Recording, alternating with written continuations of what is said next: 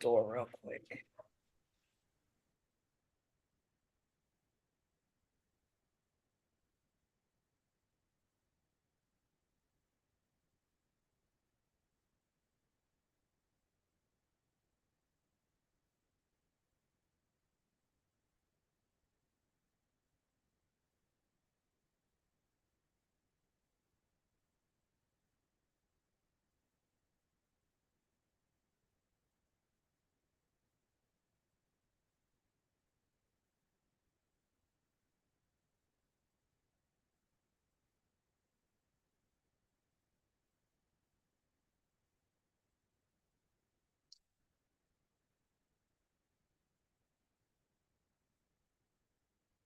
All right, you are live on YouTube, so let me.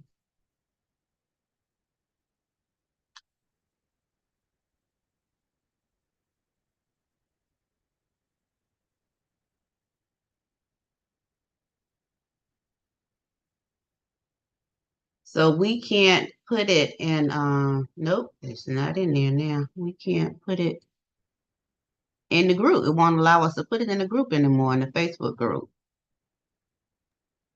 All right. All right, so we're about to get started. Good evening, everyone. I am so excited. Let me go ahead and hit the record button.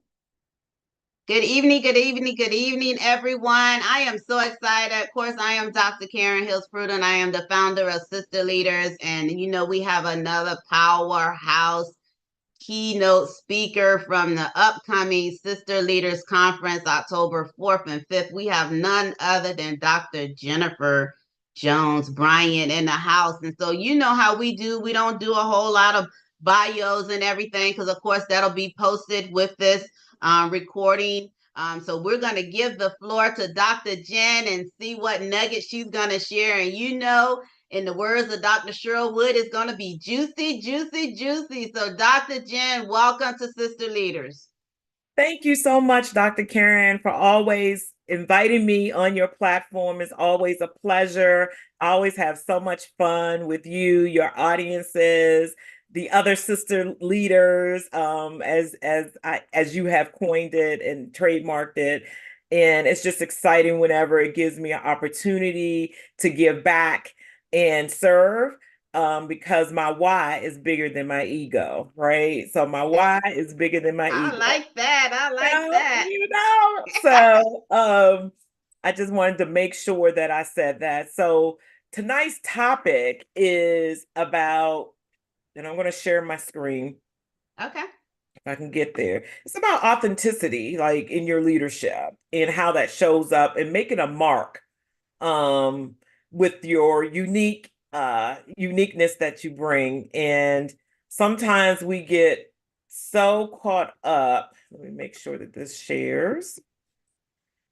All right, can you see my screen? I see it. It's not in slideshow mode yet, but I see it. Oops, I'm going to take this back out. I'm going to put this in slideshow. All right. There you go. Yeah. Okay, thank you. So I'm going to move this out the way. Make your mark through authentic leadership. So I have a question for you, since we're talking about authentic leadership. And I just want to ask you, and you could say which one resonates with you and why. Which quality do you believe is the most critical for authentic leadership? Honesty, empathy, consistency, or self-awareness? And I can repeat it. I heard it. I heard it. I think self-awareness. Self-awareness. Yeah, I think self-awareness. I'm going to stick with that. Okay. And why? Because when I think about being authentic, it is being who you are, uncensored. And you have to be, to me, self-awareness is knowing exactly who you are, your impact on others, and just knowing who you are to the core. Sometimes that person that maybe the rest of the world don't see, and so you can't be authentic if you're not self-aware, I believe. And so that is why I leaned on self-awareness, because there is no authenticity if you aren't self-aware, if you don't know who you are. Yep, I love that answer. And we're going to go a little bit deeper on that. So, today's objective, as I go through my presentation, is about understanding authentic leadership and how that can enhance your personal and professional influence, and then all the ingredients or elements that go into that, and the benefits and some strategies. We're going to talk about a case study. And then we're going to talk about my own personal situation with authenticity.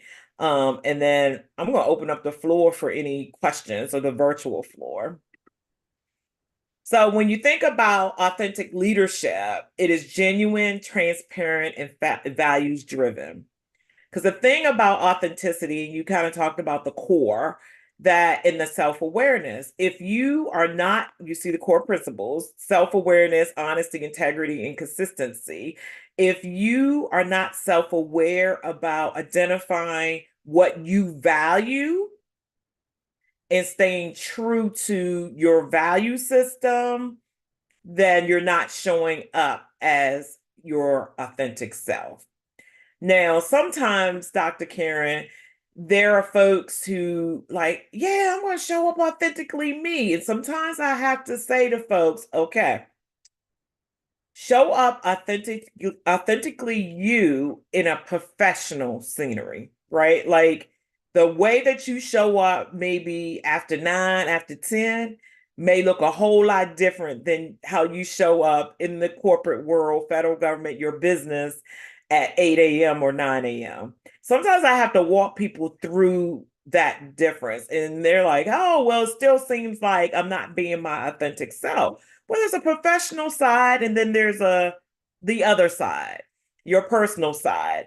And yes, there are some times whereby you can bring some of those personal attributes in, but you have to be able to what? Read the room, have emotional intelligence, and know when to turn it on and when to turn it off. And sometimes we lose ourselves in that. I agree. So when you think about authenticity and the importance of it, I want to talk about how it builds trust and it enhances engagement and it drives results. Authenticity yields relatability. If people can't relate to you, if you're not consistent, and if you're not clear, and if you're not authentic and trustworthy, you're not going to have anybody who wants to join your team. You're not going to have anyone who may come to you about an issue. Fear will start coming, breathing in. Insecurity will start breathing in. And then you're wondering what's happening with your organization, or, with your company, because you're not bringing into these three important elements, which is about building trust and enhancing your engagement. And that can result in higher satisfaction, higher performance teams, creativity, and innovation. So if I'm showing up as my authentic self, there may be days when I'm super vulnerable and I'm like, I'm really not understanding the dynamics of the executives in this room. Can you help me, leader? Can you help me with that? I'm going to use you as a sounding board, leader, of my approach, what I plan to do. Love to get your feedback. And somehow, Dr. Karen, some folks see that as a weakness of, oh, it must be an appearance of you don't know what you're doing. No, this is what I always say. I have confidence to know that I need help and I need support. I need advocacy when I go in that room of 20 plus, 30 plus executives and some C suite, that I want to make sure that I'm showing up in the best light. So I need your help, leader, to help me with that. Now, that's me showing up authentically me, right? All right, so we're going to talk through the characteristics of an authentic leader. We kind of talked about some of this. The self-awareness piece, understanding one's strengths, weaknesses, and values. What I love when I work with my teams, I have what you call a working with me document. And I have each person on my team to complete this working with me document because I want everyone to write down how what it takes to work with them, what that looks like, what are our good moments, what are our not so good moments, if they have gotten their strength finders done, a quiz to share what your top, skill sets are or strengths are. I like to leverage the strengths, but it also, this document, help us become more self-aware of our own weaknesses, our strengths, and our values. Um, Secondly, the transparency, as I mentioned, the open communication and sharing of information. How quickly and how often are you sharing information? Are you sharing gossip? Are you sharing rumors? Or are you sticking to facts? Are you sticking to data? Are you when you giving requests out to your teams, are you saying, here's the context, here's the why? I always try to give my team the why. So then they'll have more of a focus of, okay, I need to get this done because of XYZ. And then I'm always like, hey, I can tell you most things.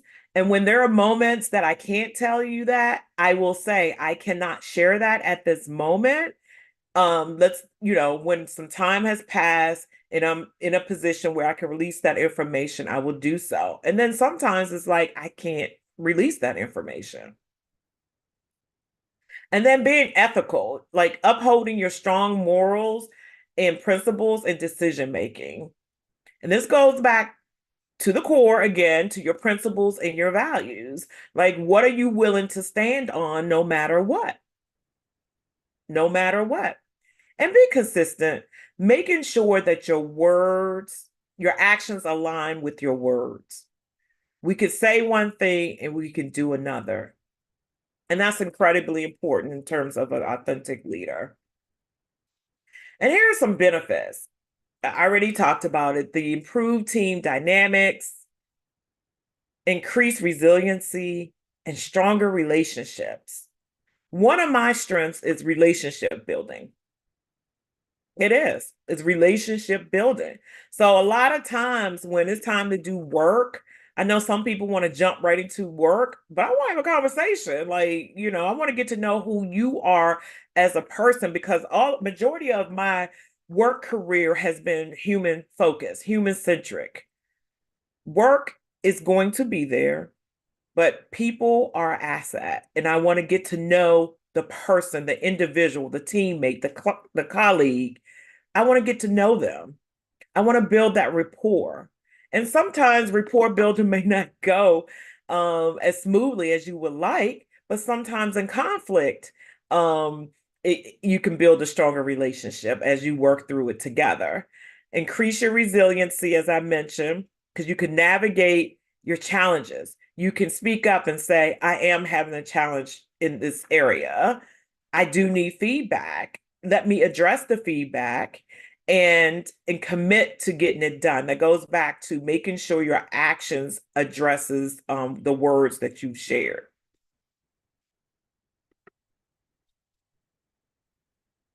How you can develop it. I already talked about seeking feedback. Go to three to five people who are close to you or who may not be as close to you, but they may have encountered you, and go to a peer, um, colleague, maybe a supervisor, maybe a business partner, mentors, and ask for honest feedback about what they see. How does your leadership show up? And today I was just at a speaking engagement where there were 500 leaders in a room. And it's interesting because when it was over, people were walking up to me and they were saying, you come across as so authentic. And I was like, check. right? Like I didn't walk in the room and say, "Oh, am I an authentic leader?" Because I share my failures, I share my lessons learned, I share like my goals, I share when I'm like, this is not a good day. It's not a good day. I need to go in timeout. I need to go in timeout. And sometimes I just laugh at myself. I'm like, oh, I can't believe I did that. Things happen, but you can't beat yourself up over it. Self-reflection, as we talk about, regularly assessing your values, your motivations, your behaviors. Constantly ask yourself why. And you might have to do the 5 whys where you go deep, to get to the root cause of why am I doing this? What am I getting out of this? What's the ROI? Dr. Karen, you and I just talked about that. Like, what's your motivation? Really, truly, what is it, and then you practice transparency. Nobody's not saying that, you go in and you share all your business, right? You don't have to do that, right?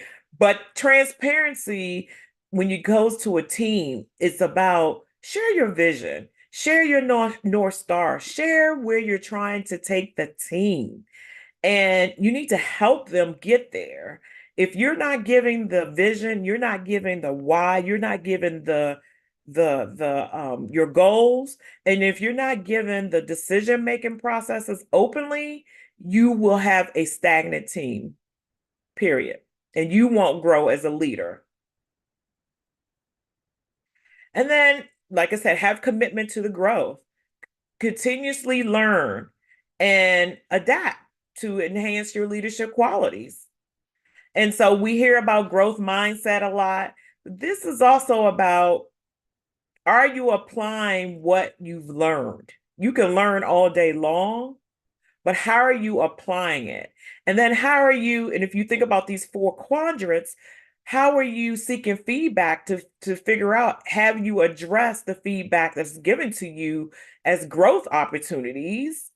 And are you self-reflecting through a journal, through whatever, your notes? How are you self-reflecting as to, do these things align to your values and motivation? I'm going to pause right there because I know that I've talked a lot, and I wanted to check in real quick before I get to the real world example.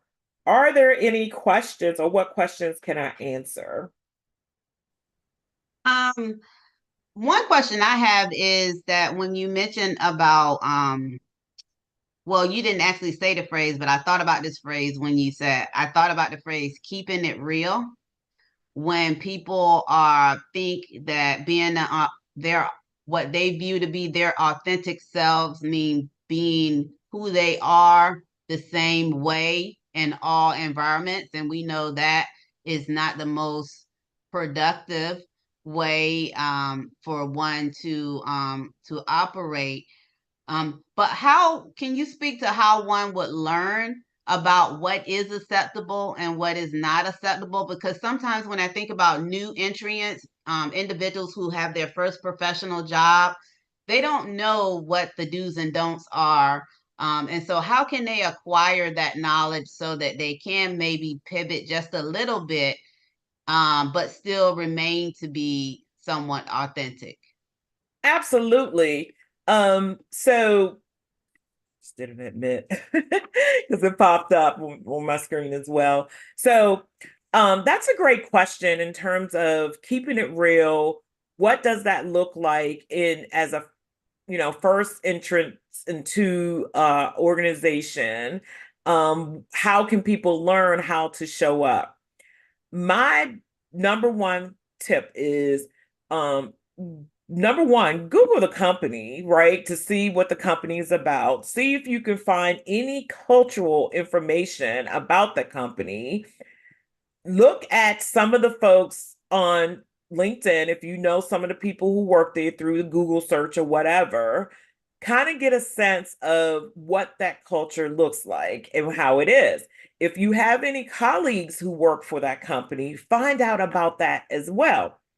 Now, once you're on board, my biggest suggestion is to do as many meet and greets as possible and ask about how's the culture, what are the things that you see show up, how's the communication here, and then you're also observing along the way in terms of how are people showing up at work, back to the professional attire.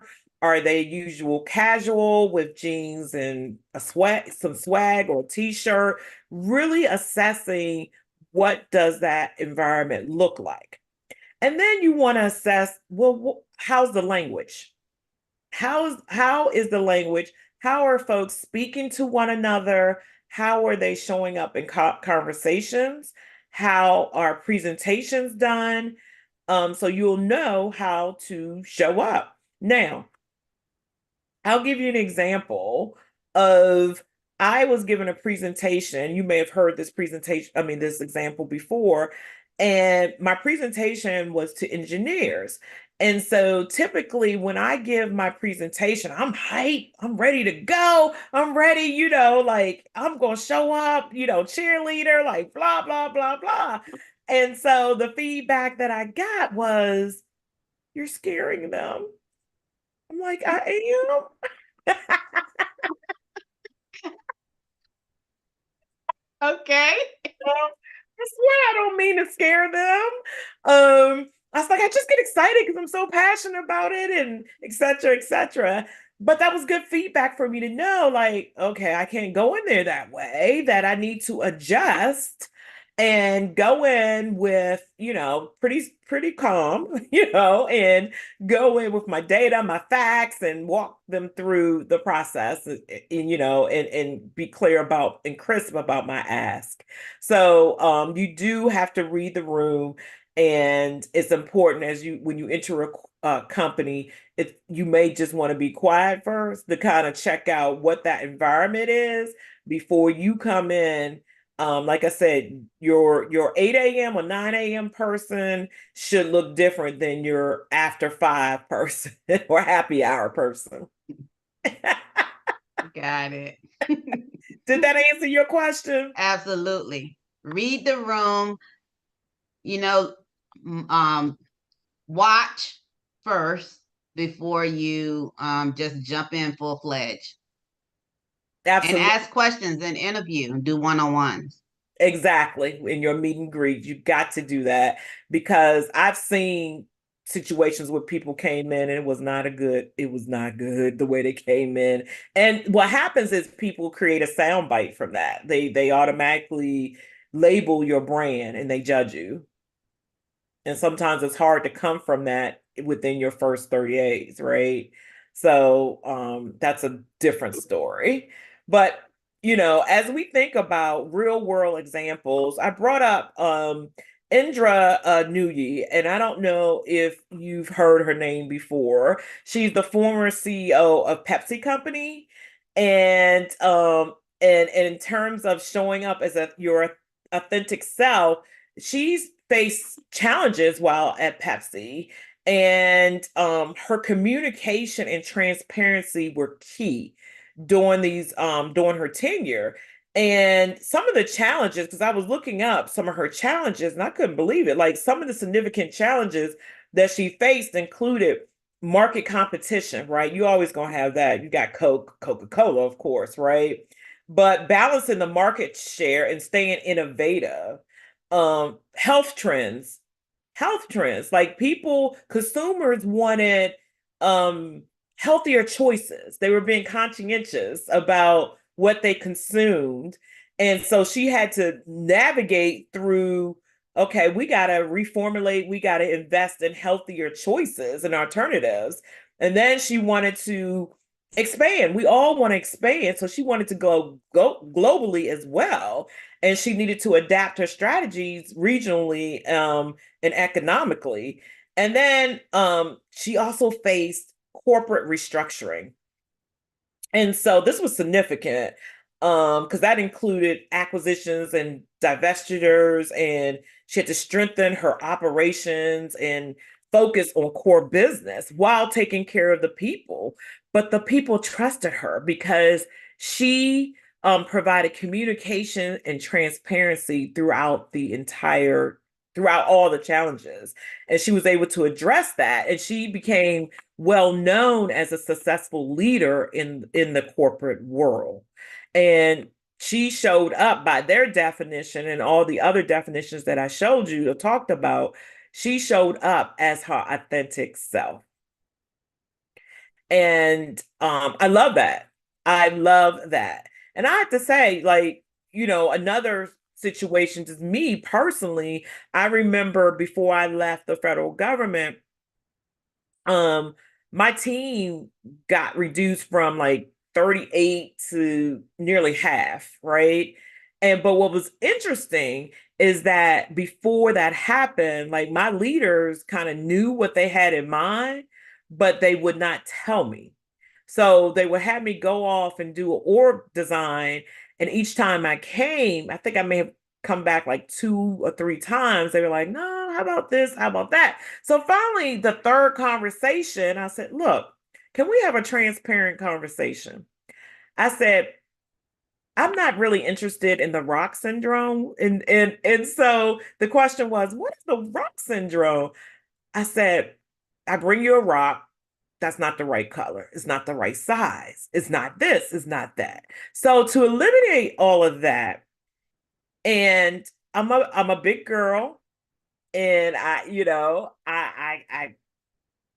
if there's an end state goal that you're aiming for, can you share that with me? And then you and I can partner, and I will help you get to the end state goal. And then I can tell you what impacts are there, and then I can share with you. It's not My feelings are not hurt, right? Like I just need to know what's on your mind. And it seemed like it broke everything open. Like when I had that conversation, everything released, honest conversations took place, and we were able to do an org design that made sense.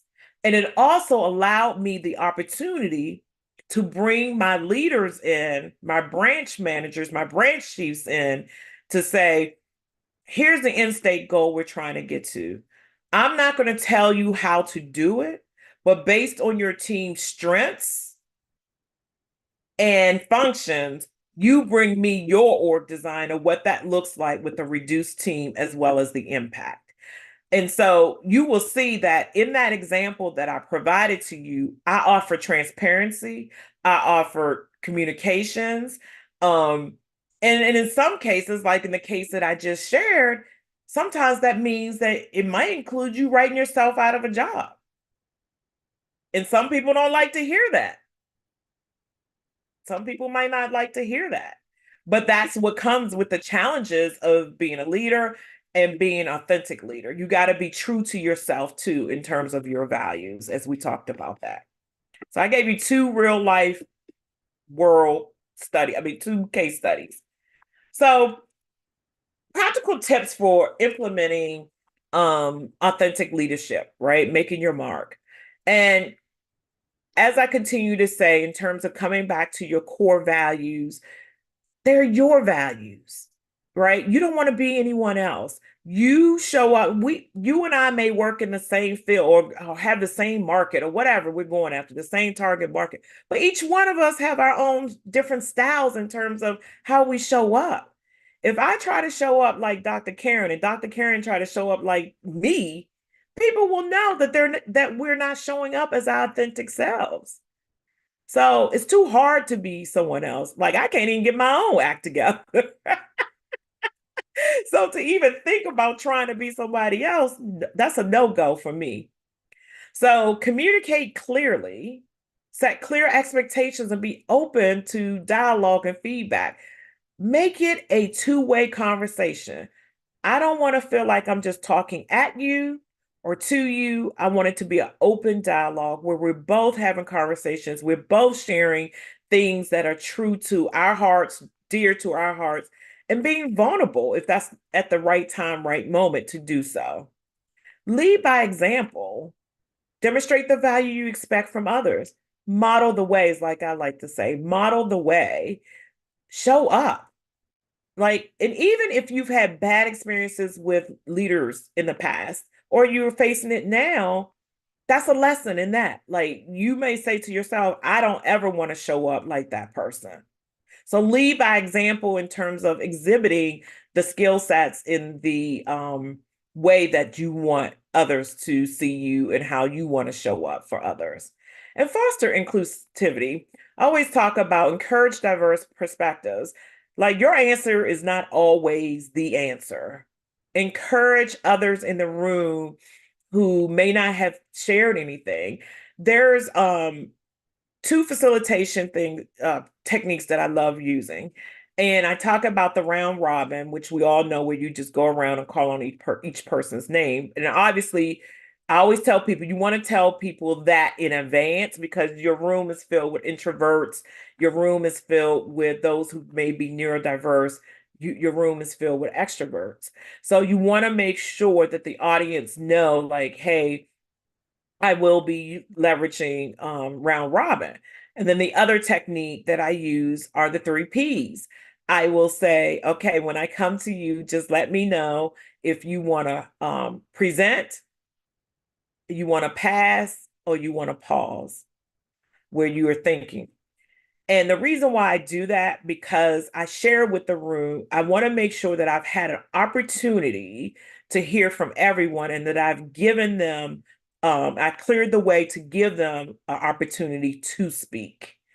And then I also allow after a meeting, you should allow the participants to send you an email or some type of messaging to let you know they still have feedback. Like the door isn't closed because some people are processors after a meeting. So you just give them a certain number of days and say, hey, if you have any feedback for me, come to me by Wednesday or something like that, or drop me an email by Wednesday.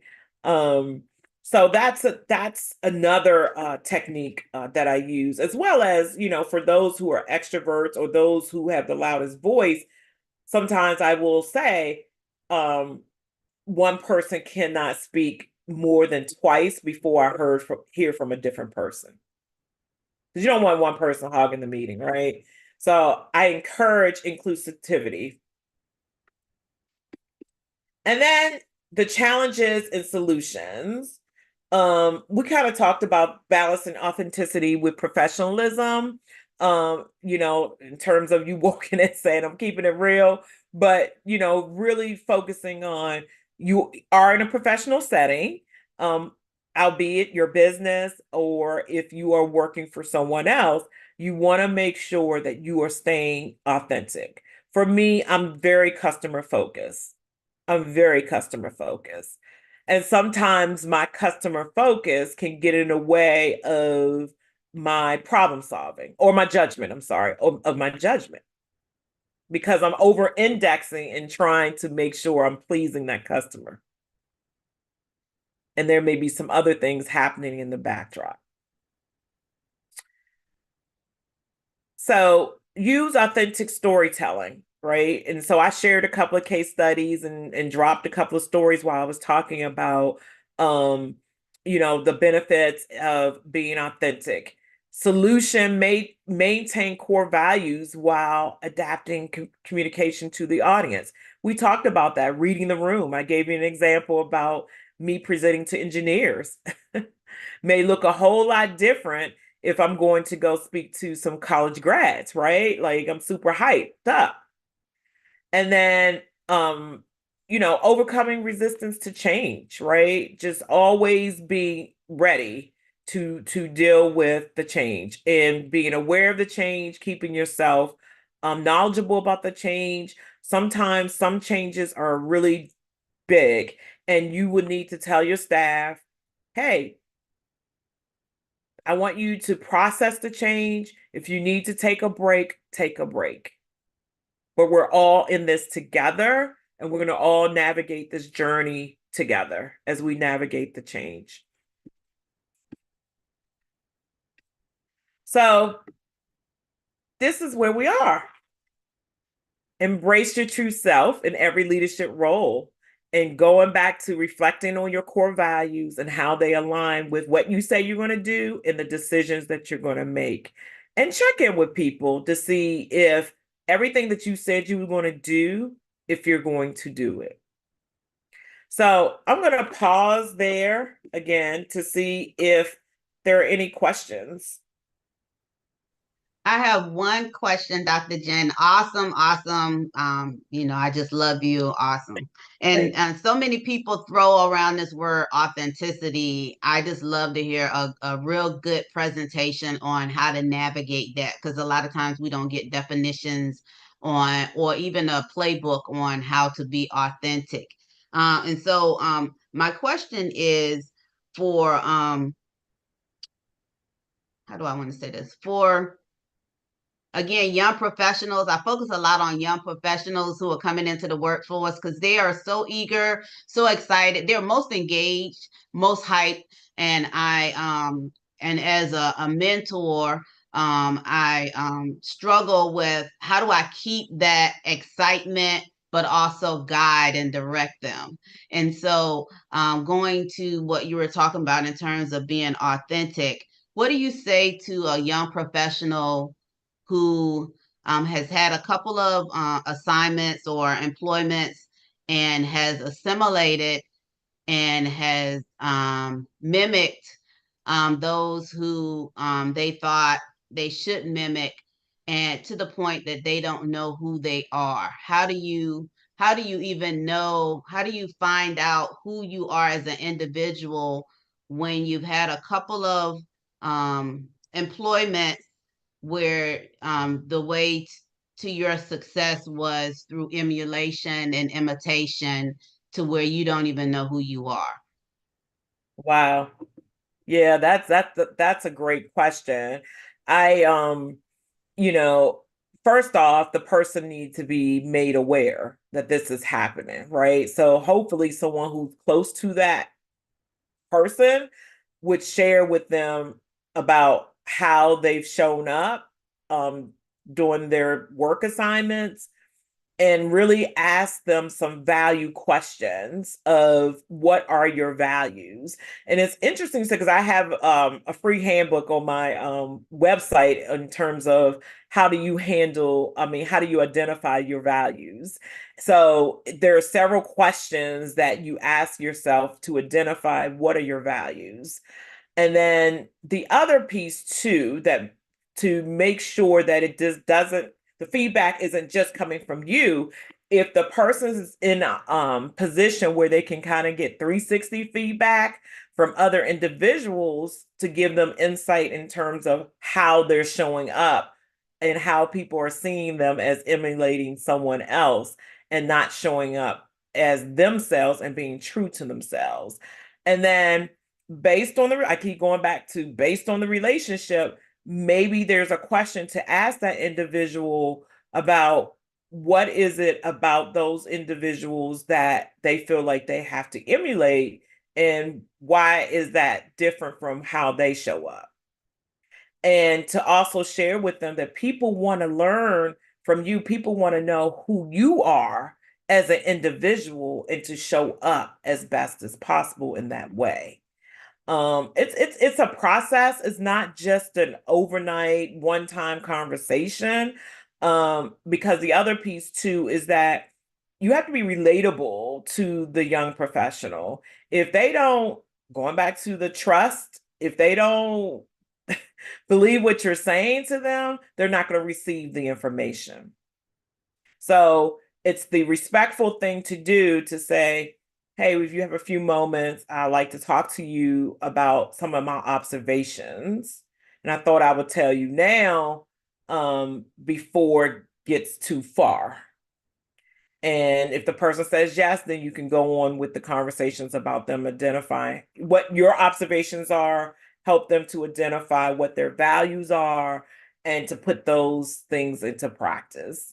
And then ask for feedback along the way based on some of the steps that I shared. Yep. I love that. So I have one more question. This is not necessarily for the new professional, but for a seasoned leader. So as seasoned leaders, sometimes we have to, our messaging is the corporate messaging. It's not personal messaging. And sometimes because we are the messenger, people think we are not being authentic because we are serving as a messenger of the corporate message. Hopefully that didn't get all confusing for you. And so when we're talking about authenticity, can you talk to us about how there is a separation between being a messenger for corporate and then what your values and beliefs are within that corporate structure? There are times where we're just simply the messenger, and it's not necessarily a reflection of our particular values. Woo. I had to, when I served in as a leader of a business resource group for a corporate organization, I had my own values, what I believe in. And sometimes the message may not necessarily, it didn't align with what I believed in. And so as a seasoned professional, I had to work through that to feel comfortable where, like, I'm not sacrificing myself for this message. This is the company. I don't own this company. This is their message. We're not going to jail over it, right? We're not breaking any laws over it. So I'm like, okay, I can deliver the message. Um, and then I could be super specific. There was an instance, and I talked about this today with the other group, that being a leader of this business resource group, the members wanted us to speak about women's rights. And at that time, the company, they wanted the company to state a position, and the company was not stating a position. So, with that being said, the action, Dr. Karen, that I took, or me and my co-lead took, was we decided, let's have a conversation with each other first to see if we're aligned about the approach and what our values were. And then we said, what are we going to do next? Well, Dr. Karen, we collected the sentiments from our members in terms of how they were feeling. And we said, if we could not take action, then what we will do is offer active listening sessions. And you may ask, well, what are those? We pulled together and offered our 20,000 members an opportunity to come to a room and share what was top of mind for them, because some individuals just needed to get it out, how they felt.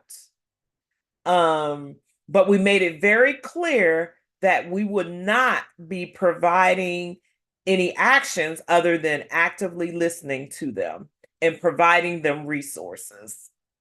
So that was tough. It was a tough time. We received a lot of criticism, but we worked it through.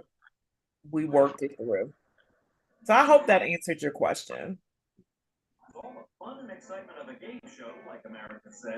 It did. I'm trying to mute. I Okay. muted. Yeah. Okay, great. All right. Yes. Well, that is all the questions I have. So tell us about this QR code that you have on the screen. Is that a way for us to stay in contact with you? Absolutely. It's a way to stay in contact with me. You can also go to my website at reachingwithinempowerment.com, and you can get a handbook that I mentioned, the values handbook, to help you identify what your values are.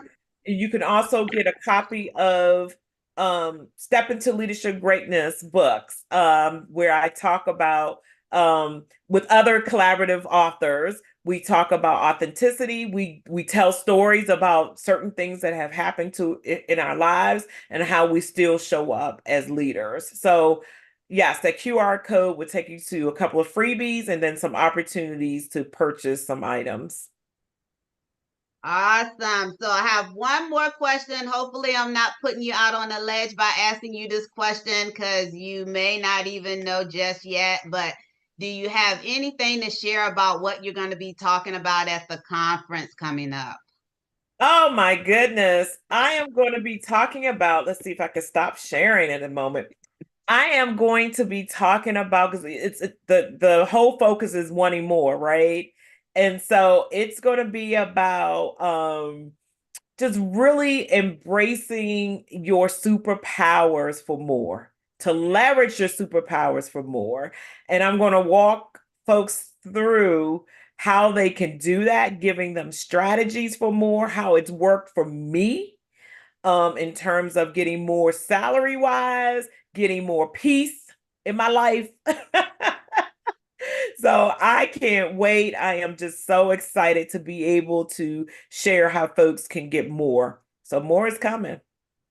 Absolutely. Again, that theme coming up is more women deserve to be seen more, heard more, and paid more. And so I look forward to all of the different ways that the keynote speakers are going to be presenting more in their presentations and how we're going to be learning from them. And so thank you so much, Dr. Jen. Of course, we will post your full bio so that they'll know all the wonderful things that you do in this space called life with this recording. And we appreciate you and My welcome, pleasure. sister leaders. You're like a lifetimer, sister leader. I think you were one of the first ones to join the community, and we appreciate your loyalty. We appreciate you sharing your talents. We don't take it for granted, and we just love you. So thank you so much.